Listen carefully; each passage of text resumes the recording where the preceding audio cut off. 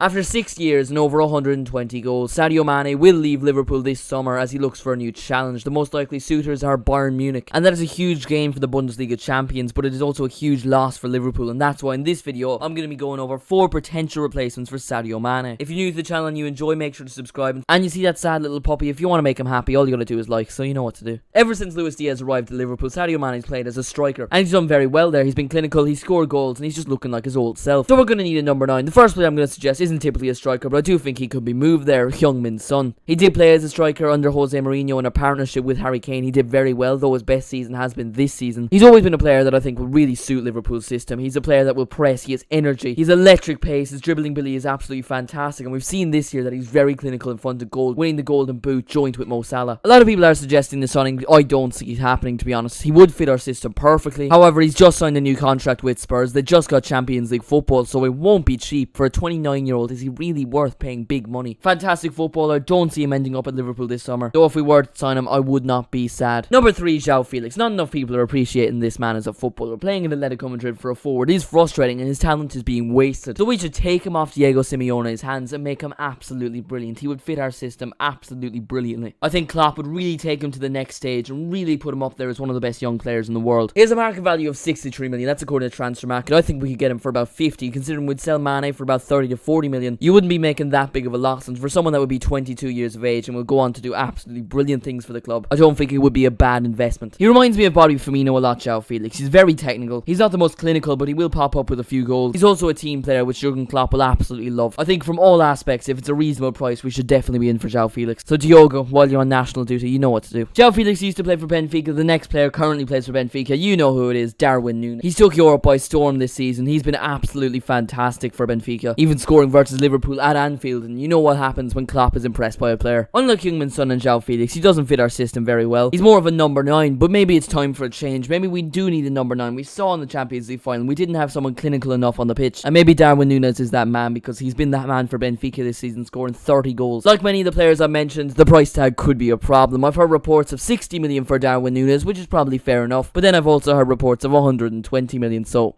no, just go away if you're asking for that. Darwin Núñez reminds me of Fernando Torres. He's a hungry player, and he's also a Uruguayan striker, and we all know Liverpool have a good track record with that. All aspects suggest this would be a brilliant signing, but the price tag could be a problem. And finally, we finish off the list with Christopher Nkunku. He has taken Europe by storm this season. The last 12 months, he has been one of the best players on the planet. The lad scored 35 goals this season, which is absolutely amazing. 7 of which in the Champions League, 3 of which versus Man City, a hat-trick at the Etihad. I'd say we have a fairly good relationship with the Red Bull brands, Minamino, Kanate, Naby Keita, loads of players we've signed from there. And the reason we signed so many players from Salzburg and Leipzig is because they play a similar style of football to us. And it's the same case with Nkunku, who would fit our system perfectly as our new number 9. He's also a very versatile player, so let's say Salah's injured, he can play on the right, or if Diaz is injured, he can play off the left. 24 years of age, he sets up goals, he scores goals, he's versatile, he's exactly what you want. 60 million is the reported price tag. I definitely think we should be in for him this summer, and that conducts my list of 4 potential replacements for Sadio Mane this summer. Here's my overall ranking of the 4 players I mentioned. Number 4, Heung-min Son. I just don't think it's that realistic. Number 3, Darwin Núñez. Very pricey, I don't see it happening. Number 2, Christopher Nkunku. While I do think this one's probably more likely, there'll be a lot of clubs in for him, so that could up the price. And number 1, João Felix. I just love that lad as a footballer, and I would love to see him in a Liverpool shirt and take over Sadio Mane's mantle. Let me know in the comments your ideal replacement for Sadio Mane. The best way to end this video is by saying, Sadio, thank you so much for the memories. 6 years you've been at the club, and you've been absolutely brilliant. You kickstarted the Klopp revolution. Forever a Liverpool legend. Thank you for your service, mate. Much appreciated. Thank you all so much for watching this video. Make sure to like, make sure to subscribe, and I'll see you in the next one.